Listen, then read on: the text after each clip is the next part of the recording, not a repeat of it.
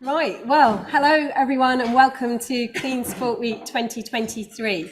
Thank you very much for coming today. Welcome to everyone here in the room at Loughborough University, at Loughborough Stadium, and also welcome to everyone who's joining us online. I'm delighted to be here to open Clean Sport Week. I'm Jane Rumble, the CEO of UK Anti-Doping. And this year, the theme is all about teamwork, and we have a wonderful panel who will be talking all about how important it is that we work together, all the hard work that we put in, the support, the collaboration to keep sport clean. You may have also seen that this morning we put out a public survey, some results from some new research that shows that the public is with us as well. So 7 in 10 of the British public would report a concern about anti-doping to UKAD if they were to identify it. So it's wonderful that there are so many people working hard to keep sport clean. Today's event is the first of a series of events this week, and I'm sure we'll be communicating more about what's coming up for the rest of the week. But for today, welcome to the panelists. Welcome to Helen Reeves, the Olympic canoeist and BBC commentator. I'm so delighted that you are here today to host the panel, and I will now pass to you. Thank you. Thank you very much, and welcome everybody. I've got a few things at the beginning, the usual. So toilets, if you need them, are to your left. Am I right? That's right. And the fire exit is in the opposite direction, over to your right. So if we need them, then you know where they are. So anyway, welcome. Thank you very much. I was delighted to be asked to join today to host this panel to talk about this year's theme of teamwork in clean sport. In anti-doping, the athlete is solely responsible for what goes into their bodies. So food, supplements, medication, anything that's consumed. Strict liability sets out in the rules that athletes and those in sport must follow. The impact of doping are far-reaching and can not only affect the sport and the nation's reputation, but also those athletes' families and friends, the public's trust, other athletes, teammates, practitioners in sports, and it really does have a wide impact. Today we're exploring the role of team in clean sport more closely and why being a team player is important in clean sport, and about fostering a culture that supports athletes to play fair and win well. So as we mentioned, we have an esteemed panel in front of us who are going to help us explore this topic and share their experiences of anti-doping. I'm not going to do the introductions because I feel they're probably best placed to introduce themselves, so I'm going to pass straight over. Good afternoon, everybody. My name is Diccon Edwards. I'm the Performance Director for British Wheelchair Basketball. I started my sporting career in rugby union. I also played professional rugby union and rugby league, but my passion was always coaching. So I quickly transitioned into coaching and worked within the RFU pathways, coaching the England under 21 side to the World Championship final. But that passion for coaching also led into coach development and to point other coaches to be the best that they could be. So I was fortunate to move into UK Sport coaching team and lead Paralympic coach development in the Rio cycle, and then culminating in being head of coach development for UK Sport in the Tokyo cycle. Hi, I'm Jo Calvino. I'm a GB in England weightlifter. I'm 21 times British senior champion. Competed at all major levels, 4 times Team England Commonwealth Games member.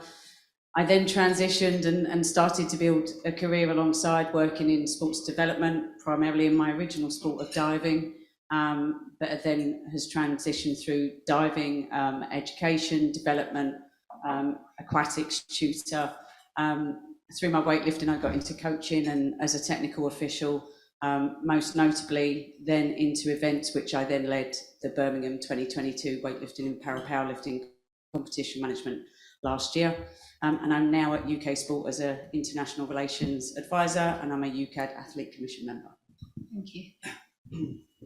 Hello, I'm Thomas Young. I am a T38 100 metre sprinter for British Athletics and Paralympics GB. I was a gold medalist 2 years ago in Tokyo, and I'm also a part-time student over at Loughborough University as well. My name's Charlotte Beaman-Evans, and I'm sat here thinking maybe I should have been first so I didn't have to hear all of these amazing achievements ahead of me, before me. I work at the University of Worcester. I'm an academic lecturer there. I am now taking a lead for the anti-doping education, look after the scholarship students, but I was also fortunate enough to be a rugby union elite athlete myself many moons ago now with England under-19s and back over at Worcester Warriors. Hi, I'm Cashmore. I was a Paralympic swimmer, went to 5 Paralympics as a swimmer, and then after Rio decided I wanted to add a bit of bike and run into it, so mixed it up with a bit of triathlon, and I'm very much on my journey to Paris Paralympic Games. Thank you all so much, and again, thanks very much for joining us. So we've got a number of questions we're going to ask, or I am going to ask the panel for this discussion, but also just to bear in mind that there will be time at the end if you guys have got things that you would like to ask them as well. So let's get into the questions. So Diccon, can you just start with telling me a little bit about, in your role as performance director, how would you define the term team in clean sport? Yeah, so certainly all my experiences have been very much grounded in teams. I have a strong personal belief about the power of teamwork and collaboration. And in that then I've always thought about teams of having a shared purpose and a shared vision, and then aligning everybody to that vision and purpose. So when thinking about team in this context, I think about it in 3 different levels. One's a system level, so that would be UK anti-doping, it can be UK sport, it can be WADA, but really operating at that lead and system level, defining the strategy for the governance of where we're going. The second level would be sport, so think about the sport's responsibilities and how the team within that sport, whether that's the anti-doping lead, whether that's the performance director in my case, whether that's the pathway manager, making sure that as a team we're following and delivering and leading on the processes. And then the final level would be the athlete level. So the team around the athlete, driven by personal responsibilities, you talked about right at the start, but very much the team around the athlete. So whether that's the performance support team, whether it's their own family and friends, just making sure that at each level, the team around the athlete is supporting and establishing where we want to go with this area. Thank you. I mean, Joe, you've got many hats that you wear as well. Can you share with us how you would define it? I think it's really similar, actually. From an athlete perspective, coming from an individual sport, you're very much on your own, but your team is the people that you train with, it's your coaches, it's your support staff. And I think that's where the priority is with the athlete themselves and teaching and working with those around them. As an individual sport, it can be quite a lonely path at times. So it's making sure that the people that are around you are also giving you the right advice and they're as educated as you in terms of what the compliance is, what the governance is, what the expectations, so that you know when you go to every event or when you're training every day, you're the best version of yourself. I think from a governance perspective, it's the governing body's responsibility to make sure that athletes, support staff, parents and members are well educated on what clean sport is and what are the consequences if clean sport is that it's broken. So I think it's very similar to what Diccon said. Thank you very much. Thomas, can you tell us a little bit about what you think are your clean sport responsibilities? I think mainly, of course, everything I take to make sure that it is legal, to listen to all the advice given to me from my team back in British athletics, and also I think, as we've already clarified today, for the people outside of my professional team, so like my parents, my friends, to educate them on how important clean sport is, and to also be a role model for the next generation of young athletes coming through, to educate them on how important clean sport is too, and how much it means to the country and to the world to play on a level playing field. I mean, as an athlete and obviously competing around the world, is there also, do you find there's a responsibility to sort of share that as well on the international level?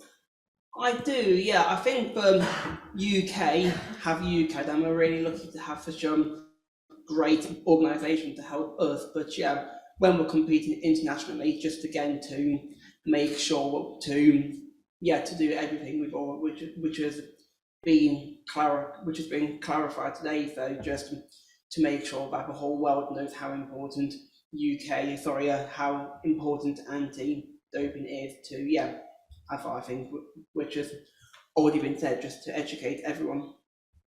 And Claire, what about yourself?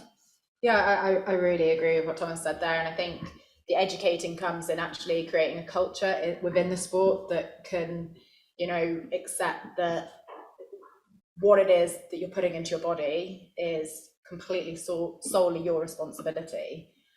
So making sure that everything is checked through Global Dro and Informed Sport, making sure the education's there for people to know what sites to go to. And particularly those that aren't necessarily on programs and don't have access to that education, I think it's important as athletes we provide them with that.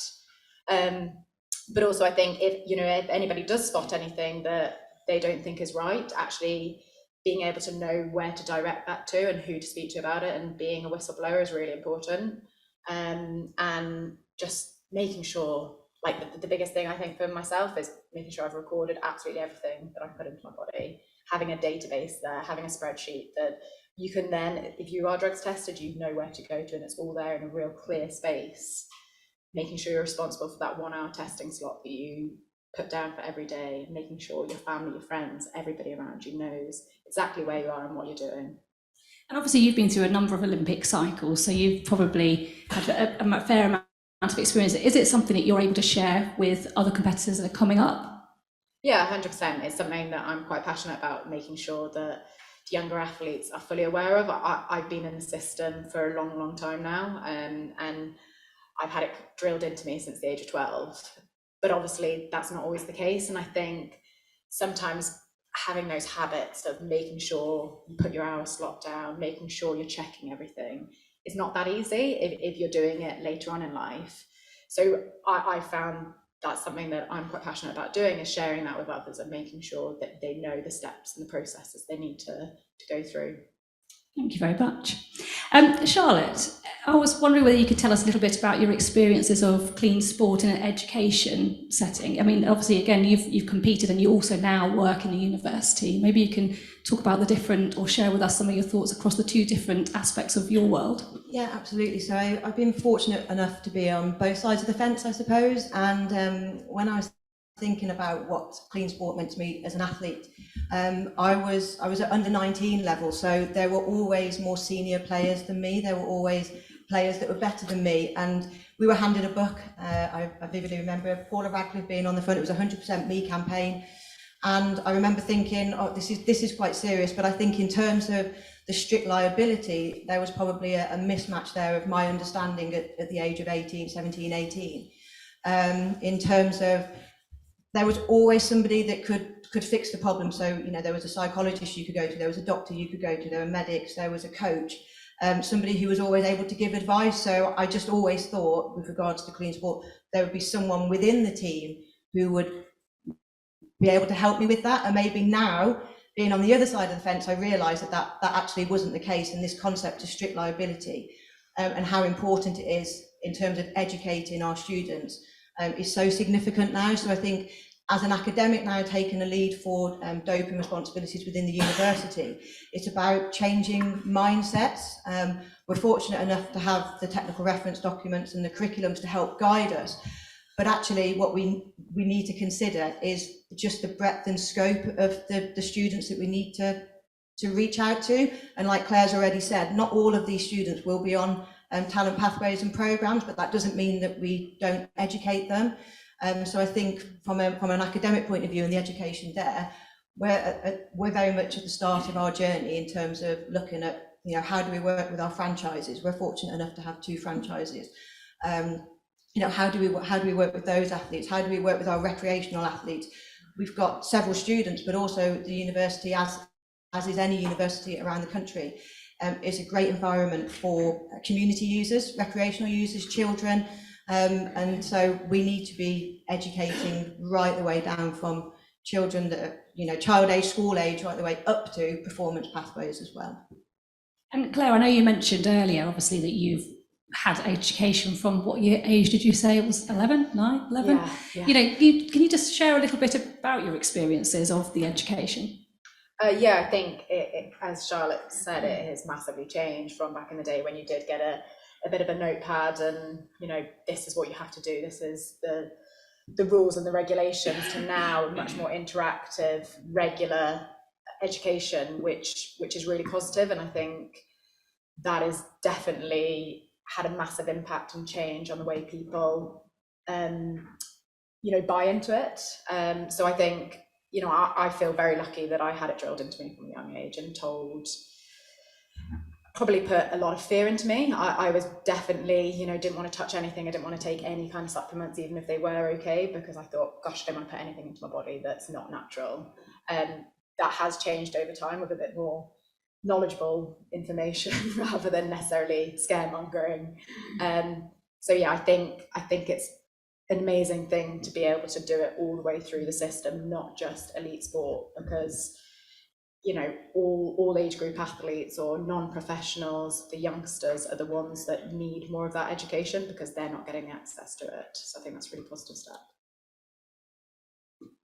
Yeah, just wanted to come in really briefly just to reinforce, I guess, the value of the pathway, and really driving the education as far down the pathway as possible. And Claire mentioned habits, that the earlier and quicker we can get players, athletes into really great habits about nutrition and what they're putting into their body, the better. So I think, you know, it's not just about the top end of the game, it's about education. There's a critical, we don't ever be in a situation when this is, I didn't know, I wasn't aware of that. And get them into good daily habits. So it starts very early on then, it's almost a drip-fed information rather than actually, you know, you feel like you're being educated, it's just that kind of knowledge. Yeah, I think it's about, I think similar, I was really, really young when I first went into a women's squad. So I was quite lucky, I had lots of, you know, big sisters and aunties, and I won't call them grandmas, they get offended, but and it was them and a really good doping control officer that educated us all the way through those early years. But I think that the most important thing now with anti-doping and the information is it's more accessible than it was 20 years ago. So, you know, in terms of that education, there's, from my perspective, there's no excuse that a coach, an athlete, a parent can't access that, you know, that information. It's much more accessible for all. I remember when I first started doing my whereabouts, I was faxing it in. So that just shows how long ago. And, you know, now there's no excuses for not being able to change your whereabouts when it's so easily accessible on an app. So yeah, it's definitely come on a lot. Yeah, you couldn't even call in to change your hour. You literally had to have a letter at the ready in case you got a notification to then go back and provide the evidence. So it's changed leaps and bounds since probably we started. Yeah. Oh, thank you, guys. So how damaging is doping in sport? Anyone? I think it's really significant, and I think certainly for my sport of weightlifting, we're now seeing that damage and the impact that it's had, where our sport is potentially at risk for the next Olympic Games in LA 28, and so the International Federation have invested $12 million into the next cycle for anti-doping. So I think, you know, whilst people at the bottom of the pyramid might not necessarily understand the impact it has, it's really hard to kind of explain to people that consequences will always result in actions further down the line. I think something for me when I transitioned from being a diver, which most people are like, oh, okay, swimming pool, well, yeah, diving, but then being a young teenage girl going into weightlifting, everyone, you know, my friends thought I'd gone mad, but there was already that stigma and that stereotype of if you're weightlifters, you're drug users. And so it was really hard as a young female as well to come into a sport where you knew there was, you know, barriers straight up against you when you were trying to find, you know, local companies just to give you some sponsorship. Or so I think the way the sport has evolved and the way people recognise the sport, UKAD and WADA have been fundamental in those changes by regular testing. And as I always say, if you've got nothing to hide, then yes, sometimes it can be an inconvenience, but if you've got nothing to hide, then there shouldn't be a problem at all. So what sort of impact has it had on you, this sort of the issue of doping in sport, in your sport? I'd certainly say my career, obviously with everything that's gone on with weightlifting in the last sort of 5 years, definitely results and performances, and that we all know with results and performance funding is key to performance. And so we definitely, you know, I've had lifters that are competitive now saying, aren't you angry? And of course I can be angry, but I can't change it. I can only control as an athlete what I could do at that time. And in that competition, it was, you know, as athletes, we kind of rely on our governing bodies and our international federations to protect the sport and promote the sport cleanly and fairly. But it's really hard when you've got other nations not complying to the same standards that we are. And for me, it's definitely, I always wonder now, like, what if, you know, I could have been on that podium instead of being 5th, 6th, or, you know, I could have achieved those results that could have got us funding. Or so it is a game changer in terms of what could have been. But as I always say, we can't really dwell on the past. We just have to keep moving forward and try and break down the sport in terms of making sure it's clean. I mean, we were chatting earlier, weren't we, a little bit about the kind of impact of medals being given at a later date, and it's quite hard to, you know, how do you feel about that? I mean, it's a really, really big challenge. Has anyone got any more they want to talk about? I just think nobody can ever give you that moment back, that super special moment of standing on that medal podium, and you'll never relive that 5 years down the line, whatever it is. You'll never get that special moment that you worked so blooming hard for. And I just completely agree with what you say. It is so damaging, but I think the problem is you can't become bitter by it, and you can't get so wrapped up in it all, because otherwise you don't enjoy your journey, you don't enjoy the process, and knowing that you're working hard in a clean way and doing absolutely everything to be the best that you can be. So I think there has to become a stage where you have to believe that people are doing it fairly, because otherwise you live your life feeling very hard done by, if that makes any sense whatsoever. Yeah, absolutely. So what do we see then as the greatest challenge to keeping sport clean today? Thomas? I think, again, it's really, you know, it's already been, you know, said, like, the greatest challenge is just hoping that everyone is, you know, is staying clean. Of course, some people have the win at all costs way of thinking, and of course winning is important, but to me winning fairly is the most important thing. So yeah, I just think that some people might not have that, you know, have that right thinking of winning and winning fairly, and yes, some people will do anything to win. Charlotte, have you got anything to add, sort of from your different roles? Yeah, I think from a university perspective, I was talking before around, you know, we don't just have students from the UK, we have over 70 different countries represented at the university, and we're a relatively small university with 10,000 students. And so if you think of the different cultures, the different religions, the different beliefs that students are coming to us with, there isn't a one-size-fits-all approach to changing these mindsets. And so that's a challenge for us in education, to start thinking about how do we change our individual curriculums to make sure that we're educating students who may be coming from Eastern Europe, or students who are coming from America, because they will have different perspectives on this win at all cost attitude. I think there's also differences in how teams function across the, you know, the rest of the world, and you know how we work with those teams and those national governing bodies and all the supporting athlete support personnel within that's important. But we have to understand the background and the culture that particular student has come from, and that's certainly a challenge for us in higher education. Thank you. In your experiences, what other factors can help athletes to remain clean? I just think that the biggest one still is education, just particularly in this country. We have an amazing education system, but in other countries there's not. And there could be those people that are accidentally cheating. They don't realise that what they're putting into their body isn't legal, isn't okay, isn't checked through Global Dro, or whatever it might be. So I do think, not necessarily for us, but I think for other countries, that still is the biggest barrier. Is it actually ever a conversation you would have amongst competitors with different, from different countries? No, it's not actually.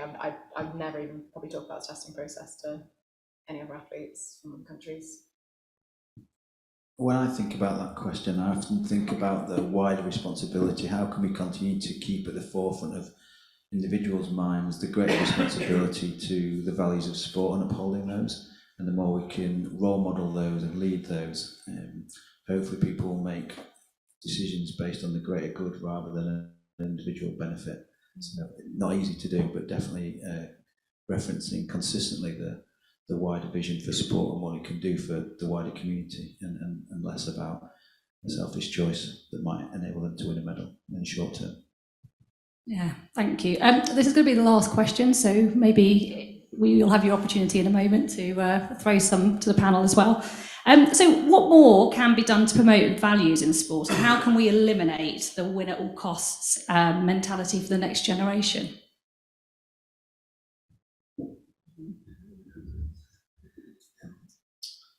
I just wanted to quickly build on what I just said, I guess. For me, it's continuing to rethink about how we think about winning. How do we continue to define success? Yes, obviously medals is one element of success. There's lots of other elements of success. And so more we can talk about winning mindset and focusing on how you can maximise your potential in areas like that will drive people to perform to their maximum. But hopefully focus on achieving that rather than winning at all costs. So that'll be my starting point. I was just going to say, I think it's the culture of the sport, and the systematically from the top down is how we create that culture. And that's the question I can't answer, but I think that's something sports really need to think about, is how they do it and how they make sure that athletes don't feel like they have to do things that aren't legal, I suppose, to keep on a performance program or whatever it might be. So how can we create a safe environment where people are being pushed, but not to do things, but pushing beyond the boundaries? Yeah, I think it's about winning and winning well and knowing what that looks like. And I think for a lot of governing bodies and coaches, and probably I'd say more so down the coaches, it's every coach's dream to produce that athlete or produce that team. And so I think it's that mindset change of thinking of that bigger picture. As we said, it's not always about medals. It's about the performances, and something I always reiterate to my teammates and to our lifters at the club or any other friends in sport is, you might not have got the end result of the performance, but always look for the positives that you can take from that, whether it was making weight really easily and comfortably, whether your warm-up was really good. For some, it's coming out of the event not being injured is a huge positive. So I think it's changing the mindset, and also I think for governing bodies and the governance to understand that whilst medals are great, it's that bigger picture. And I think sometimes as athletes, we want to perform because we know the importance of results and how that impacts the governing body. I think if you've got a governing body that supports you on that journey and puts less pressure about the end result of the medal, then I think that builds and synergizes in a governing body, and it filters down to the staff and the athletes as a whole. Yeah, I was just going to add to that. I think it's about opening up dialogue and having some really honest and frank conversations with students around the doping in sport. I think we have to accept that society has changed significantly, and students now can get access to pretty much anything they want via social media. If you look at kind of intravenous methods for vitamins, you can look at supplement use. If we look at how steroids are marketed for our students now, it's a really tricky world, I suppose, for them to navigate, especially when social media is so readily available at their hands. So I think opening up dialogues around that might help them to see that isn't the way in which we win. And as you've already said, Claire, it's about your hard work, and it's about maintaining that integrity and credibility of the sport as opposed to cheating. And they can be difficult conversations to have. Thank you so much. So it's your turn. So if we have any questions, please raise your hands. There's some mics that are around the room. Anybody? Oh, one back here. Thank you. Claire, I think it was you that mentioned the fortunate quality of education that you'd had provided through UKAD. So as a more established, more developed organisation, what support do we think that UKAD could provide to other less fortunate, less financially well-off nations, NADOs, to support their education provision? It's a very good question. You've put me on the spot there. Sorry. Do you want to answer? I think. Well, somebody might. I can go if got to you want. go on.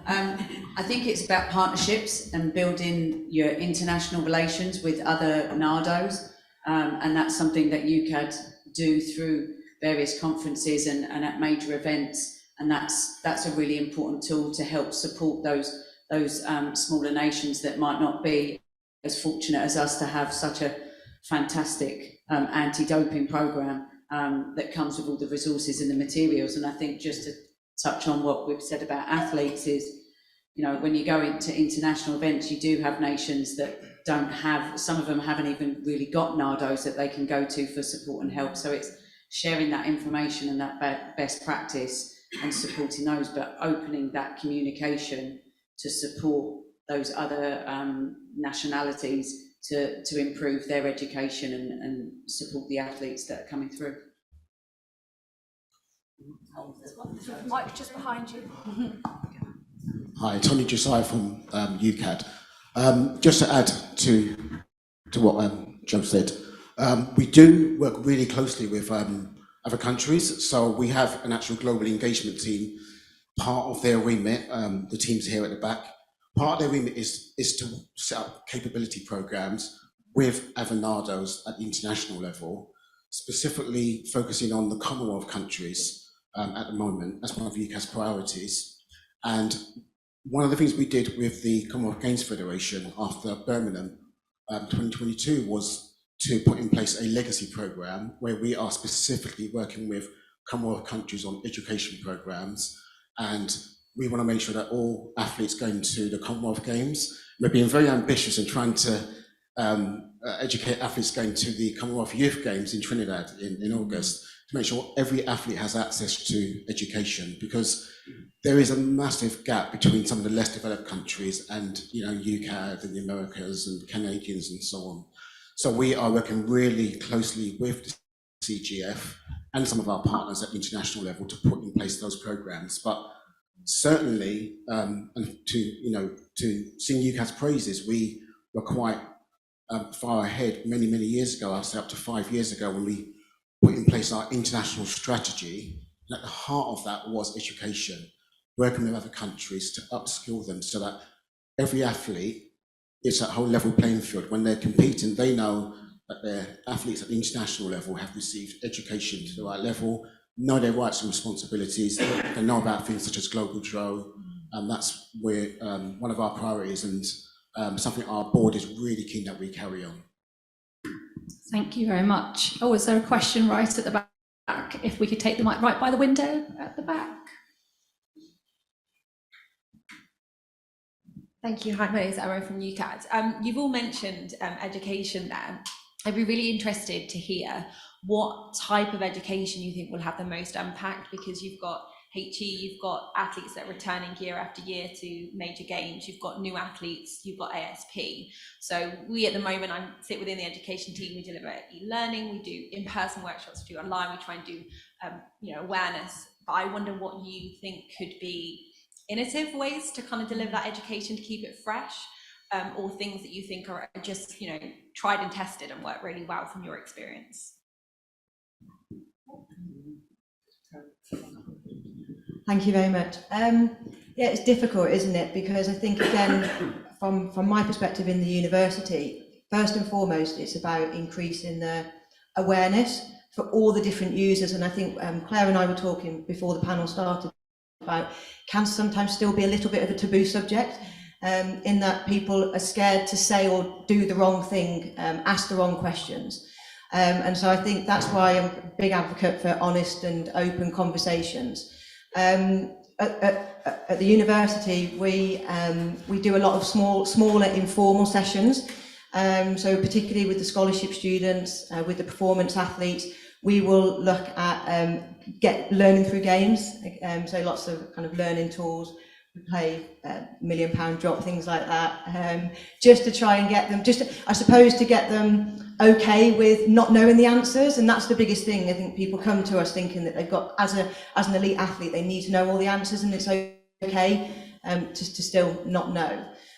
We do a lot around kind of confidentiality and kind of coaching and mentoring. So we get them to reflect a lot on where their knowledge is currently at and why they feel that's the case and where they would like it to be by the end of the sessions. We also do opt-in sessions, so they're not all mandatory, so students can come, and there will be some students that need to have a much more significant understanding of the rule violations or the doping procedures. So I think it's just about making it approachable and friendly in the first instance for the actual education of learning more around doping and what it means to them, and I suppose what strict liability actually means. I'm thinking about, from a coach development perspective, certainly talked in the past about how you transfer that knowledge. So it's actually how they deliver it. So almost give them opportunity to practice establishing an environment and conveying that knowledge through coach behaviours and getting feedback. So I think as much practice and using case studies about how they might then experience delivering key messages and understand the impact of language and how that's received.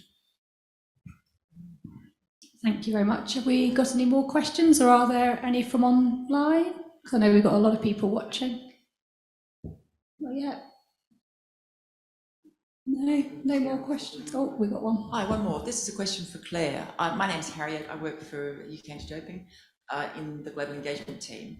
And Tony mentioned that we have some education coming up for the Commonwealth Games youth athletes.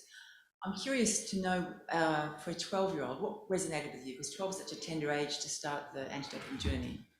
So I'm curious about what worked. Yeah, it's a good question, because obviously that's a long time ago now for me. I just remember being pretty petrified, to be honest, of taking or doing anything. Back then, I think it, like I said previously, it was a bit more scaremongering and almost like, don't put anything into your body that's not natural. So I wouldn't even go into a shop and put hand cream on my arm because I'd be worried that that might be contaminated and I'd fail the drugs test. So I was very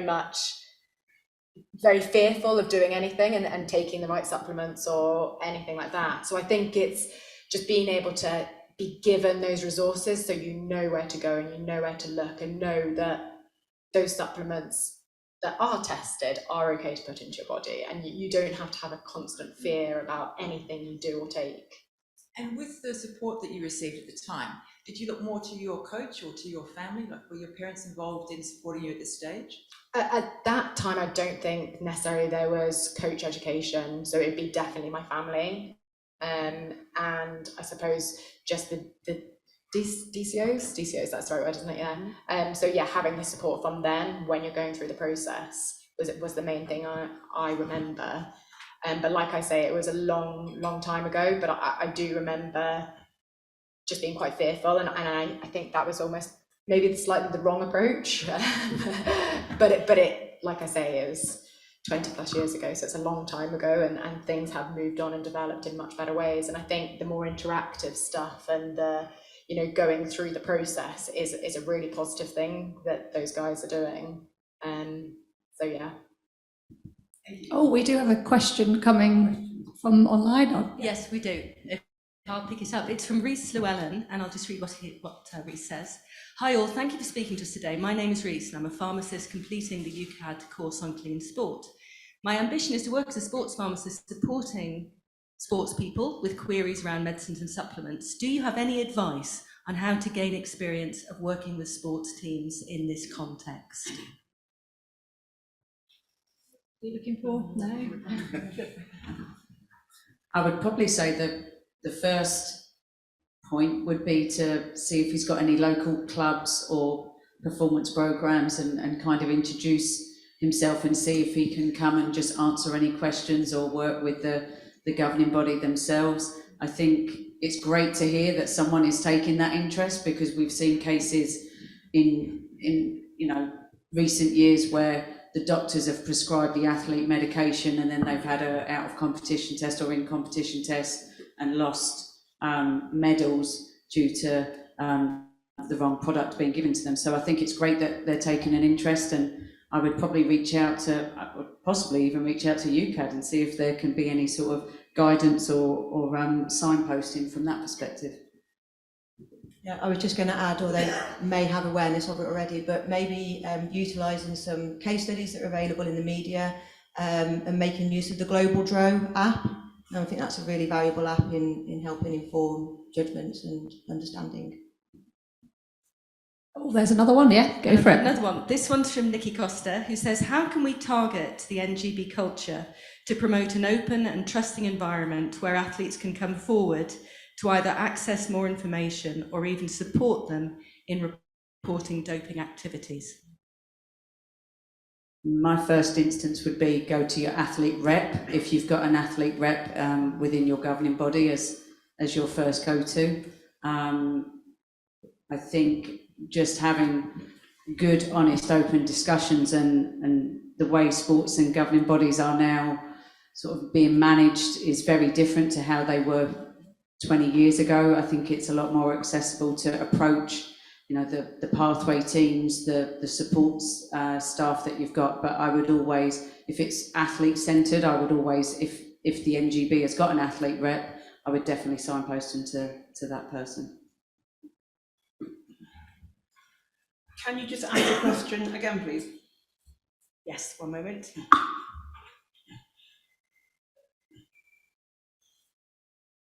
Okay, it was, how can we target the NGB culture to promote an open and trusting environment where athletes can come forward to either access more info or even support them in reporting doping activities?